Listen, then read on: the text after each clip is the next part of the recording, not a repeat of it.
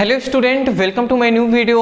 आज का video class 12 के स्टूडेंटों के लिए बहुत ही ज़्यादा इंपॉर्टेंट होने वाला है, क्योंकि आज के इस वीडियो में हम एक मोस्ट इंपॉर्टेंट टॉपिक पर डिस्कस करने वाले हैं जो 100% मैं 100% कहता हूं कि बोर्ड एग्जाम में ये 2025 की भी बोर्ड एग्जाम में आएगा। क्योंकि अभी तक जितने भी बोर्ड एग्जाम हुए हैं, मैं ये कह रहा हूं कि अभी तक जितने भी बोर्ड एग्जाम हुए हैं उन सभी में ये टॉपिक, ये प्रश्न आया हुआ है। इसलिए मैं कहूंगा इस टॉपिक को, इस वीडियो को अंत तक जरूर देखिएगा, जिससे आपको आसानी तरीके से ये टॉपिक समझ में आ जाए और ये 6 नंबर में आपको टॉपिक पूछता है तो 6 नंबर आपको कंफर्म हो जाए। तो चलिए जी हम जान लेते हैं।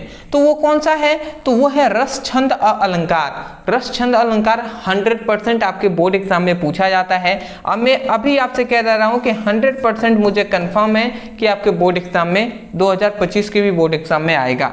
मतलब हिंदी व्याकरण का एक महत्वपूर्ण प्रश्न है जिसे हमें आज के इस वीडियो में जानना है। तो चलिए अब हम जानते हैं, बिना देर के समझते हैं जी। देखिए यहाँ पे हमने सब ले लिया है, पहले हम जान लेते हैं कि कौन कौन से रस हमें तैयार करने हैं, छंद तैयार करना है, अलंकार तैयार करने हैं, उसको जान लेते हैं। उसके बाद हम आपको बताएंगे भी, इसी वीडियो में सब हम एक्सप्लेन करेंगे कि क्या होता है रस, छंद और अलंकार। पूरी तरीके से हम डिटेल में एक्सप्लेन करने वाले हैं, तो इस बात से आप निश्चिंत रहें, ठीक है ना। सब आपको कराया जाएगा इसी वीडियो में। तो चलिए हम सबसे पहले ये जानते हैं। तो देखिए रस जो होता है, एक होता है रस, एक होता है अलंकार और एक होता है छंद। यही 3 आपसे पूछे जाते हैं। जो रस है, रस से आपके कितने नंबर के? रस से आपको 2 अंक के प्रश्न पूछे जाते हैं, ठीक है ना। जो अलंकार है इससे भी आपको 2 अंक का ही प्रश्न पूछा जाता है और जो आपका छंद है इससे भी आपको 2 अंक का ही प्रश्न पूछा जाता है। इतनी बात आप समझ गए ना। आप समझिए, जो रस होता है इसमें 3 आपको पढ़ लेना है। एक होता है श्रृंगार रस, एक होता है हास्य रस और एक होता है करुण रस, ठीक है ना। ये आपको 3 तैयार कर लेंगे। ऐसे तो रस बहुत सारे हैं, बट मैं ये कहूँगा ये 3 आप तैयार कर लीजिए। अथवा में देखिए एक क्वेश्चन जैसे श्रृंगार रस अथवा हास्य रस को परिभाषा सहित उदाहरण दीजिए, इस प्रकार कहता है। मतलब 2 आपको क्वेश्चन दिए जाएंगे, ये दोनों आपको अथवा में देगा, इन दोनों में से एक ही कोई करना होता है। तो समझ रहे हैं ना, इस तरीके से आपके क्वेश्चन पूछता है। बट हम चाहते हैं कि बिल्कुल रिस्क ना लें, इसलिए हम 3 आपको बता रहे हैं। अगला आता है अलंकार। अलंकार में आपको 3 याद रख लेना है, रूपक अलंकार, यमक अलंकार और उसके बाद आता है उपमेय। तीसरा आपका क्या आता है जी भैया? उपमेय अलंकार। तो ये 3 आपको तैयार कर लेना है, ठीक। अब आता है छंद। छंद में आपको 2 तैयार कर लेना है, एक होता है दोहा और एक होता है चौपाई। इतना यदि आप तैयार कर लेते हैं, मैं आपसे विश्वास दिलाता हूं कि आप बहुत ही अच्छे नंबर से पास भी होंगे।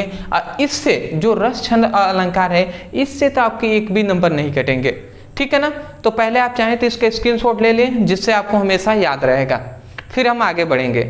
चलिए अब देखिए, अब यहाँ से हम स्टार्ट कर रहे हैं। सबसे पहले हम जान लेते हैं कि श्रृंगार रस क्या होता है, उसके बाद हास्य रस, उसके बाद आगे हम सभी डिस्कस करेंगे रस क्या होते हैं, अलंकार क्या होता है, छंद क्या होता है। अच्छा, एक बात मैं कहूँगा, बहुत सारे स्टूडेंट हैं जिनको परिभाषा और खासकर उदाहरण समझ में नहीं आता, उदाहरण हार्ड लगता है। मैं उनसे कहना चाहूँगा आज आप देखिएगा, बहुत ही आसानी तरीके से समझ में भी आएगा। और जो भी हम एग्जाम्पल यहाँ पे लिए हैं ना, इसी एग्जाम्पल लिए हैं जिससे आपको ज़्यादा परेशानियाँ ना सहनी पड़े। तो चलिए जी, देखिए श्रृंगार रस का क्या हमने परिभाषा यहाँ पे लिखा है, समझिएगा।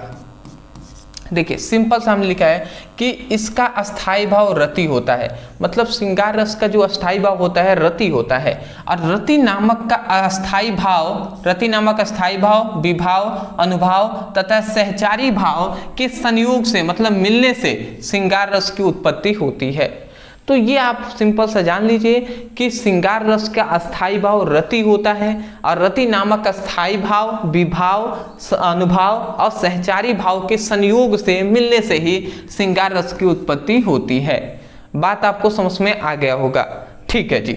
इसके बाद आप एग्जाम्पल यहाँ पे लिखेंगे, ये उदाहरण। ये आपको भूल कर भी इसको उदाहरण आपको छोड़ना नहीं है, नहीं तो आपको जहाँ 2 नंबर मिलना है वहाँ पे 1 ही नंबर मिलेंगे। इसलिए मैं कहूँगा उदाहरण बिल्कुल आपको तैयार कर लेना है। देखिए सिंपल सामने लिख दिया है, बतरस लालच लाल की मुरली धरी लुकाए, साह करे भानु को हंस देन कहाँ नती जाए।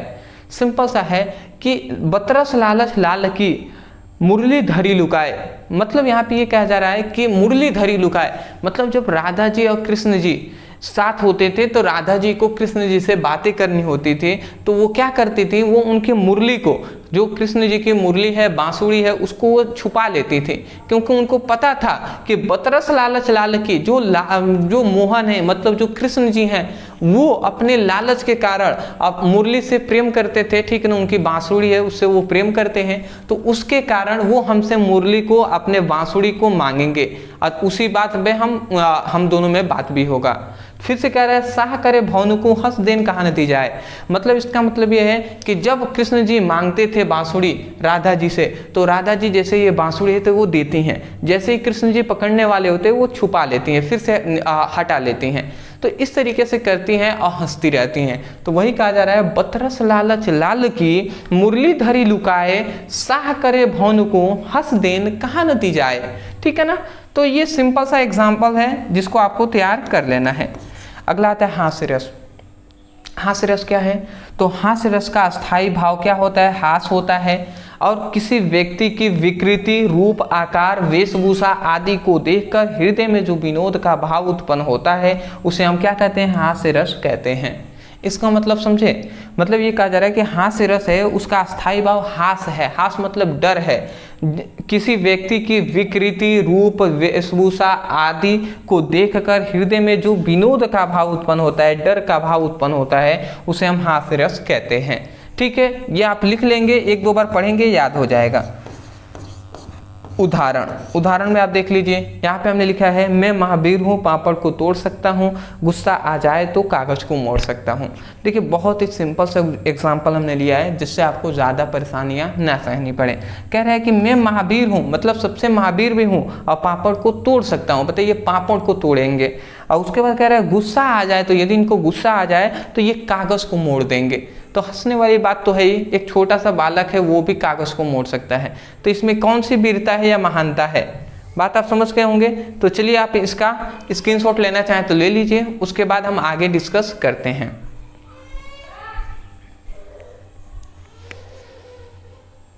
चलिए अगला हम देखने वाले हैं, श्रृंगार रस। अभी तो हमने श्रृंगार रस पढ़ा ना, श्रृंगार रस तो पढ़ लिया। ये कौन सा रस है भैया, ये है करुण रस, करुण रस हम पढ़ रहे हैं, ठीक है। ये थोड़ा सा टाइपिंग में मिस्टेक हो गया है, तो यहाँ पे मैं लिख दे रहा हूँ करुण रस, ठीक है। टाइपिंग तो मैंने ही किया है, ये गलती मैं दूसरे पे नहीं दूंगा, टाइपिंग तो मैंने ये किया है, बट कभी कभी होता है, ठीक है ना, कि मिस्टेक हो जाती हैं, ठीक है, आप समझ सकते हैं। तो ये करुण रस है, आप समझिएगा, कोई दिक्कत तो नहीं है ना, मैंने यहाँ पे लिख दिया है तो ठीक है ना। चलिए करुण रस क्या होता है, करुण रस का अस्थाई भाव शोक होता है, शोक मतलब दुख होता है। अगला आता है शोक नामक अस्थाई भाव विभाव, अनुभाव तथा सहचारी भाव के संयोग करता है, तब करुण रस की उत्पत्ति होती है, ठीक है ना। मतलब जब इसका अस्थाई भाव शोक है, दुख है, और शोक नामक अस्थाई भाव विभाव, अनुभाव तथा सहचारी भाव जब आपस में संयोग करेंगे तो करुण रस की उत्पत्ति होती है। देखिए इसका हमने उदाहरण जो लिया है, बहुत ही सिंपल सा हमने उदाहरण लिया है जिसको आपको याद करने में ज़्यादा परेशानी ना हो, नहीं तो बहुत सारे बुक में हार्ड भी जो उदाहरण है वो दिए गए हैं। कह रहा है हे खग मृग है मधुकर सैनी, तुम देखी सीता मृग नैनी। तो ये आप याद कर लीजिएगा, इससे ज़्यादा इजी मुझे लगा नहीं, एक दो बार पढ़ेंगे याद हो जाएगा। एक बार और मैं पढ़ के सुना दे रहा हूँ। सॉरी स्टूडेंट, वीडियो कट गया था, ठीक है ना, पर फिर से मैं देख ले रहा हूँ, ठीक है। यहाँ पे एक बार और पढ़ने के लिए मैंने कहा था, तो ये है कि हे खग्र मिग्र है मधुकर सैनी, तुम देखी सीता मृग नैनी। तो एक दो बार पढ़ेंगे ना आपको याद हो जाएगा, ठीक है। स्क्रीनशॉट लेंगे तो आप ले लीजिए, आगे बढ़ेंगे, ठीक। चलिए ये क्या हुआ था कि मैंने ये पढ़ा दिया था, लगभग ये सब कुछ हमने डिस्कस कर लिया था, फिर से मुझे पढ़ाना पड़ रहा है क्योंकि मैंने गया वीडियो जब देखा तो आधे से वीडियो कट गया था।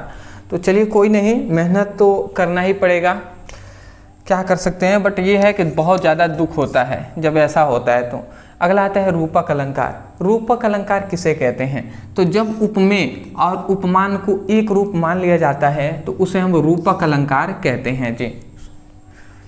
समझ में आ गया होगा कि जब उपमेय और उपमान को एक रूप मान लेंगे तो उसे हम रूपक अलंकार कहेंगे। उदाहरण तभी हमें समझ में आएगा जब उपमेय और उपमान हमें पता हो। तो उपमेय और उपमान क्या होता है थोड़ा सा हम समझ लेते हैं जी। देखिए हमें दो शब्द आ रहे हैं, एक है उपमेय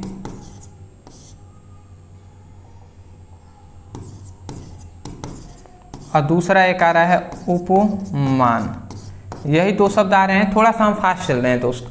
देखिए उपमेय का मतलब ये होता है, जैसे एक एग्जांपल मैंने लिख लिया कि जो सीता है, सीता चंद्रमा सी सुंदर है। मतलब सीता जो है वो चंद्रमा से सुंदर है, मतलब सीता की जो तुलना हम कह सकते हैं वो चंद्रमा से की गई है। तो देखिए जिसकी हम तुलना करते हैं, जैसे सीता की तुलना चंद्रमा से की गई है कि सीता जो चंद्रमा से सुंदर है, चंद्रमा जैसी या चंद्रमा के समान सुंदर है, तो सीता की ना, तो जिसकी तुलना हम करते हैं वह होता है उपमेय। तो यहाँ पे हम लिख देंगे जिसकी तुलना की जाती है वो क्या होता है, वो होता है उपमेय। और उपमान क्या होता है, जिससे हम तुलना कर रहे हैं। सीता की किससे तुलना कर रहे हैं, चंद्रमा से ना, तो चंद्रमा क्या हो जाएगा, उपमान हो जाएगा। तो जिससे तुलना की जाती है वो क्या हो जाएगा, वो हो जाएगा उपमान। तो बात समझ गए ना, तो ये आपको याद रखना है। अच्छा यहाँ पे दो चीजें आपको याद रखना है। अब एग्जांपल से थोड़ा हम समझ लेते हैं। तो एक बात याद रखेंगे, यहाँ पे कह रहा है कि उपमेय और उपमान को एक रूप मान लिया जाता है, वह रूपक अलंकार होता है या कहते हैं। मतलब यहाँ पे जिससे हम, मतलब सीता को चंद्रमा से सुंदर है, तो यहाँ पे सीता को चंद्रमा से तुलना हम नहीं कर रहे हैं, बल्कि सीता को चंद्रमा हमने मान लिया है, तब जाकर ये रूपक अलंकार होगा। जैसे कह रहा है ना कि उपमेय और उपमान को एक रूप ही हम मान लें तब रूपक अलंकार हम कहेंगे। तो सीता को अगर हम चंद्रमा मान लेते हैं तो वो क्या हो जाएगा, रूपक अलंकार हो जाएगा। एग्जाम्पल देख लेते हैं। कह रहा है कि मुख चंद्र तुम्हारा देख सके मन सागर सा लहरे। मतलब मुख जो है ना, मुख चंद्रमा सा, चंद्र तुम्हारा देखकर सागर सा लहर रहा है, ठीक है ना। तो मुख की तुलना किससे, तुलना नहीं बल्कि मुख को ही सागर मान लिया गया है। अगला कह रहा है चरण कमल बंदो हरिराई। मतलब चरण को कमल नहीं, तुलना नहीं की गई है, बल्कि चरण को कमल मान लिया गया है कि चरण जो है वो कमल जैसे ही हैं। तो ये क्या हो जाएगा, रूपक अलंकार हो जाएगा। अब आता है उपमा अलंकार। उपमा अलंकार में ये होता है कि कोई वस्तु है, किसी एक वस्तु की तुलना कोई हम लोकप्रिय वस्तु से करें, जैसे कि कोई फेमस वस्तु से हम कर दें किसी सामान्य वस्तु की तुलना, तो वो क्या कहलाएगा, वो कहलाएगा उपमा अलंकार। तो वही बात कहा जा रहा है कि जहाँ पर किसी एक वस्तु की तुलना दूसरे लोकप्रिय वस्तु के रूप, गुण, धर्म, आकार आदि के आधार पर की जाती है, उसे हम उपमा अलंकार कहते हैं, ठीक है ना। जैसे एग्जाम्पल से समझ लेते हैं। कह रहा है कि मुख चंद्रमा सा सुंदर है। मतलब चेहरा जो मुख है वो चंद्रमा सा सुंदर है। तो देखिए मुख की तुलना चंद्रमा से हमने किया है ना, चंद्रमा एक प्रसिद्ध वस्तु है ना, है कि नहीं है, तो इसीलिए ये आपका उपमा अलंकार हो जाएगा। कह रहा है नील गगन सा शांत हृदय था। मतलब जो नीला जो गगन था वो हृदय की तरह शांत था, ठीक है ना। तो हृदय की तुलना नील गगन से की गई है, तो ये भी क्या हो जाएगा, उपमा अलंकार। जैसे मैं कह दूं कि जो कोई भी किसी का भी मैं कह दूं, ठीक है ना, कि वो ताजमहल जैसा है, ठीक है ना। तो ताजमहल की तुलना, ताजमहल एक फेमस चीज है, तो उसकी तुलना हमने कर दिया। तो इस प्रकार होता है जी। स्क्रीनशॉट पहले आप ले लें। चलिए अब देखिए, अब आता है हमारा यमक अलंकार। अंतिम तीसरा हमारा आता है यमक अलंकार। यहाँ पे कह रहा है जब किसी काव्य की सुंदरता को बढ़ाने के लिए एक शब्द का बार बार आवृत्ति की जाए, मतलब दोहराई जाए, तो उसे यमक अलंकार कहते हैं। मतलब किसी भी काव्य की सुंदरता को बढ़ाने के लिए एक ही शब्द को बार बार दोहराएं तो उसे हम यमक अलंकार कहेंगे। जैसे यहाँ पे देखेंगे तो तू मोहन के उर्वशी हो और उर्वशी समान। मतलब तू मोहन की उर्वशी हो, उर्वशी समान। मतलब तुम मोहन की सुंदरता हो, उर्वशी के जैसे, उर्वशी के समान। मतलब यहाँ पे उर्वशी क्या है, सुंदरता है, यहाँ पे क्या है, यहाँ पे उर्वशी एक अप्सरा है तो उनका है, ठीक है ना। अगला आता है 3 बेर खाती थी और वह 3 बेर खाती है। मतलब वो क्या है कि 3 बैर, ये फल है, बैर क्या है, फल है, और यहाँ पे जो बैर है ये टाइम है कि 3 बैर खाती थी और 3 बेर खाती है, मतलब 3 बैर खाती है। अगला आता है काली घटा का घमंड घटा। मतलब काली घटा, जो काली घटा मतलब जो काला बादल है, बारिश की तरह जब होता है तो काला बादल छा जाता है तो उसका क्या हुआ, घमंड घटा, ठीक है ना। तो देखिए यहाँ पे काली घटा आसमान को कहा गया है और घटा यहाँ पे क्या है, मतलब डाउन होना है, उसका घमंड क्या हो गया, कम हो गया है। तो 2 यहाँ पे घटा घटा शब्द आया तो अर्थ अलग अलग है ना। तो केवल काव्य को सुंदरता को बढ़ाने के लिए ऐसा किया जाता है। परिभाषा एग्जाम्पल लिख लेंगे, स्क्रीनशॉट ले लीजिए। चलिए जी,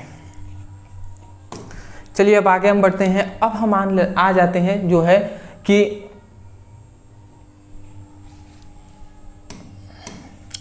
छंद पर। अब देखिए यहाँ पे हमारा आता है दोहा और उसके बाद हम जानेंगे क्या है, चौपाई, ठीक है ना। दोहा और चौपाई पर हम डिस्कस करेंगे जी। देखिए दोहा में यहाँ पे कह रहा है कि दोहा एक अर्ध सममात्रिक छंद है। क्या कहा गया, दोहा एक अर्ध सममात्रिक छंद है जिसमें 4 चरण होते हैं। 4 चरण मतलब 4 स्टेप होते हैं। इसके पहले, याद रखेंगे, इसके पहले और तीसरे चरण में 13 मात्राएं होती हैं तथा दूसरे और चौथे चरण में 11 मात्राएं होती हैं। अच्छा, आपको समझ में आएगा। सबसे पहली बात, दोहा जो होता है वो एक अर्ध सममात्रिक छंद होता है। इतनी बात समझ गए। इसमें कह रहा है कि इसमें 4 चरण होते हैं। देखिए इसमें भी 4 चरण है ना, ये उदाहरण हमने यहाँ पे लिखा है। इसमें कितने स्टेप है जी, अगर मैं आपसे पूछूं कितने स्टेप है, 4 स्टेप है। First step, second step, third step, fourth step, मतलब इसमें 4 चरण है, इसमें 4 चरण होते हैं। पहली बात सही। अगला कह रहा है कि इसके पहले और तीसरे चरण में 13 मात्राएं होती हैं। मतलब इसकी ये पहला चरण है, ये तीसरा चरण है, तो इसमें 13 मात्राएं होंगी। तो पहले थोड़ा हम देख लेते हैं जी। मतलब इसमें क्या कह रहे हैं, इसमें कह रहा है कि पहले में और तीसरे में 13 मात्राएं होती हैं। पहले और तीसरे में कह रहा है ना, इसके पहले और तीसरे चरण में 13 मात्राएं होती हैं। और कह रहा है तथा दूसरे और चौथे चरण में 11। दूसरा ये है तो इसमें 11 मात्राएं और इसमें भी चौथे में 11 मात्राएं होंगी। अब हम प्रूफ करके दिखाते हैं। देखिए पहले एग्जाम्पल, जो परिभाषा है उसको याद कर लीजिए। कहेंगे कि जो दोहा है, दोहा एक अर्ध सममात्रिक छंद होता है जिसमें 4 चरण होते हैं तथा इसके पहले और तीसरे चरण में 13 मात्राएं होती हैं तथा दूसरे और चौथे चरण में 11 मात्राएं होती हैं। बताइए, रटना पड़ा नहीं ना, समझेंगे, याद हो जाएगा। अब देखिए, अब थोड़ा सा हम मात्रा इनका देख लेते हैं कि रियलिटी सही बात है या कैसी बात है। देखिए मैं आपको बता दूं, सिंपल सा मात्रा बहुत सारे स्टूडेंट हैं जिनको समझ में नहीं आता है। देखिए मैं थोड़ा सा बता दे रहा हूँ। जैसे ये क है तो इस प्रकार क लिख दिया गया है तो इसकी 1 मात्रा हो गई, परंतु यहाँ पे का हम लिख देंगे तो ये 2 मात्रा हो गए, ठीक है। उसके बाद यदि की मात्रा इधर से है तो वो 1 ही कहलाएगा, 1 मात्रा हो गई। यदि की मात्रा इधर से है तो वो 2 मात्रा कहलाएगी, ठीक है। अगला आता है कि यदि कु इस तरीके से है तो वो क्या कहलाएगा, वो 1 मात्रा। और जो कु अगर इस तरीके से, इस तरीके से होगा तो वो 2 मात्रा कहलाएगा। तो इस तरीके से आप याद रखेंगे। मान लेते हैं कोई के ऊपर यहाँ पर 9 है, ऊपर नहीं एक बिंदु होता है, तो वो 2 मात्रा कहलाएंगे। तो इस तरीके से होती हैं जी। चलिए हम थोड़ा सा गिनती करके आपको बताते हैं। देखिए यहाँ पे 1 प व न, 1 मात्रा, फिर से 1 2 3 1 मात्रा। देखिए यहाँ पे 100 के ऊपर 9 है तो यहाँ पे 2 मात्रा, फिर से 1 मात्रा, 1 मात्रा, ठीक है जी। तो देखिए अगला पहले में और तीसरे में, अच्छा इसको भी हम देख लेते हैं। तो 2 1 फिर से 2 1 फिर से यहाँ पे 2 और फिर से 1, ठीक है ना। 1 2 3 4 5 5 6 7 8 9 10 11। देखिए यहाँ पे थोड़ा सा ये बात आप याद रखेंगे। अगला आता है 1 2, फिर से यहाँ पे 2 1 1, फिर से देखिए इधर से मात्रा है, जो इधर से मात्रा होगी उसको 2 हम लेंगे, तो यहाँ पे भी 2 लेंगे, फिर से यहाँ पर भी 2 ही लेंगे, आ का मात्रा आ गया, तो फिर से यहाँ पे 1, इधर से मात्रा है तो 1 ही लेंगे, फिर से 1, फिर से यहाँ पे हृदय 2 1 1, फिर से 1 1, फिर से यहाँ पे देखिए यहाँ पे हम क्या लेंगे, 1 लेंगे। देखिए यहाँ पे थोड़ा सा मिस्टेक हमने किया है। देखिए ये कु की मात्रा अगर इस तरीके से होगी तो वहाँ पे हम 1 लेंगे, और कु की मात्रा यदि इस तरीके से होती है तो वहाँ पे हम क्या लेंगे, वहाँ पे हम 2 लेंगे। तो यहाँ पे हु है ना, तो इस तरीके से लेंगे, फिर से 1 है, ये भी सु है इस तरीके से, फिर से यहाँ पे 2, यहाँ पे 1 लेंगे, क्योंकि भू इस तरीके से है। तो देखिए अब हम गिनती करके थोड़ा सा देख लेते हैं। देखिए यहाँ पे क्या होगा, बात को समझने वाली बात है। अच्छा यहाँ पे देखिए, ठीक, देखिए हम गिनती करके देखते हैं। देखिए कह रहा है कि पहले में 13 मात्राएं हैं और तीसरे में भी 13 मात्राएं होनी चाहिए। तो देखें 1 2 3 4 5 6, 6 2 8 10 11 12 13 14, 14 मात्राएं किस तरीके से हो गई भैया, 3 2 5 1 6 1 7 8 9 10 11 12 13, 13 तो ये है, 3 3 6 7 1 8 9 10 11 12 13, 13 इसमें मात्राएं हो गई, आप गिन सकते हैं। याद रखेंगे इस तरीके से लिखा है ये 2 है, और इस तरीके से 1 लिखा है वो 1 है। अगला इसमें 13 मात्राएं हो गई, इसमें भी देख लेते हैं।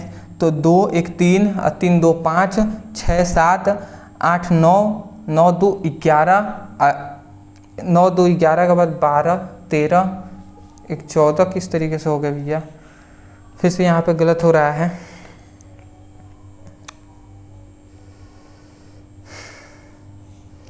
3 4 5 6 7 8 9 10 11 13 14,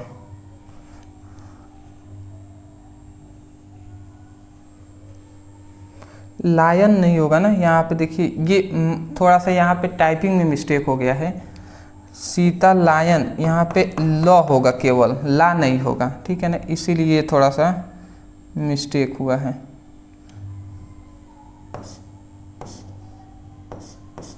ठीक है ना, यहाँ पे आप याद रखेंगे ये ला नहीं है, ल है, लयन, राम लयन सीता सहित, ठीक है ना, राम ने सीता को अपने साथ लेकर आए, तो यहाँ पे 1 होगा। तो 2 1 3 4 5 6, फिर से 7 8 9 10 11 12 13, इसमें भी 13 मात्राएं हो गई। अगला आता है यहाँ पे, अगर देखिए 11 मात्राएं चाहिए तो 2 3 4 4 5 6 7 8 9 10 1 11, इसमें 11 मात्राएं हो गई। इसमें देखें तो 2 1 3 1 4 5 6 7 8 9 10 11। अच्छा ये यहाँ पे देखिए फिर से यहाँ पे एक गलत हुआ है, यहाँ पे हृदय है तो यहाँ पे 2 नहीं रहेगा, ठीक है ना, यहाँ पे भी 1 ही रहेगा, ठीक है ना। तो 1 2 3 4 5 6 7 8 9 10 11, तो 11 मात्राएं होगी। ये मात्रा आप ऊपर लिख लीजिएगा। जिन विद्यार्थियों को मात्रा समझ में नहीं आ रहा होगा, मतलब जिनको व्याकरण थोड़ा सा ज़्यादा पढ़े होंगे उनको समझ में आएगा, मात्रा नहीं आता है तो कोई दिक्कत नहीं है, ये थोड़ा सा लाइनिंग आप याद रखेंगे। बट मैंने सिंपल सा कुछ रूल आपको यहाँ पे बता दिया है जिससे याद करना आसानी हो जाएगी, ठीक है ना। तो चलिए इतनी बात समझ गए, स्क्रीनशॉट ले लीजिए आप।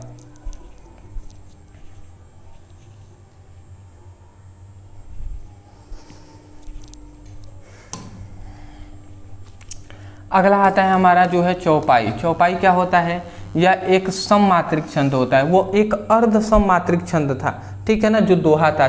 चौपाई क्या है, ये एक सममात्रिक छंद है जिसमें प्रत्येक चरण में 16-16 मात्राएं होती हैं। मतलब प्रत्येक ये जो चरण है इसमें सभी में 16-16 मात्राएं होंगी, 16 16 16 और 16, सभी में 16-16 मात्राएं होंगी। पहले चरण का तुक दूसरे चरण से और तीसरे चरण का तुक जो है वो चौथे चरण से मिलता है। मतलब पहले चरण का जो तुक है दूसरे चरण से, तो पहले चरण का तुक का मतलब क्या है कि पहले चरण का जो अंतिम अक्षर होगा वो दूसरे चरण के अंतिम अक्षर से मिलेगा। तो देखिए र है, इधर भी र है, तो वही बात कहा गया, पहले चरण का तुक दूसरे चरण से ठीक है ना। पहले चरण का तुक दूसरे चरण से मिल रहा है, फिर से कह रहा है कि तीसरे चरण का तुक चौथे चरण से मिलता है। तीसरे चरण का तुक जो है देखिए माँ आया है तो चौथे से मिल रहा है ना माँ से, तो ये हो गया। बात समझ गए ना। तो ये हो गया पहले चरण का तुक दूसरे से और तीसरे चरण का तुक चौथे से मिलता है। तो ये बात आप याद रखेंगे। यहाँ पे देखिए, यहाँ पे एक बात है याद रख लेंगे। जय हनुमान ज्ञान गुण सागर, जय कपीस त्रिलोक उजागर, रामदूत अतुलित बलदामा, अंजन पुत्र पवन सुतनामा। ठीक है ना। यहाँ पे आप मात्रा देख लेंगे 1 2 3 4 5 6 7 8 9 10, फिर से 11 12 13 14 15 16। ठीक है जी, इसकी मात्रा हो गया 1 2 3 और 3 2 5, 5 1 6, 6 1 7 और 7 1 8 9, 9 2 11, 11 1 12 13 14 15 16।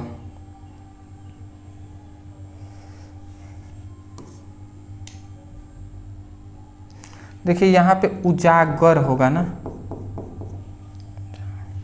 तो यहाँ पे एक मात्राएं होंगी।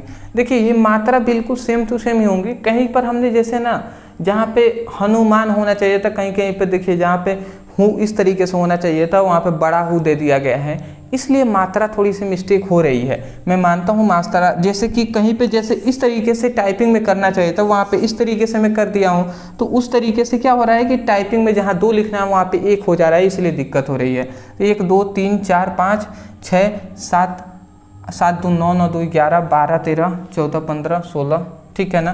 यहाँ पे कपीस त्रिलोक उजागर, यहाँ पे जानते हैं कहाँ पे ये कपीस जो होगा क इधर से पीस होगा कपीस, जिससे ये भी एक ये भी एक ये भी एक होगा। तो यहाँ पे हमने 2 जो दिया है ना, यही थोड़ा सा यहाँ पे 1 होगा, क्योंकि ये कपीस इस तरीके से लिखाएगा। ठीक है ना। आप टाइपिंग में थोड़ा सा मिस्टेक कर दिया गया है, इसीलिए इसमें भी 16 मात्राएं ही होंगी। फिर से 2 3 3 2 5 6 7,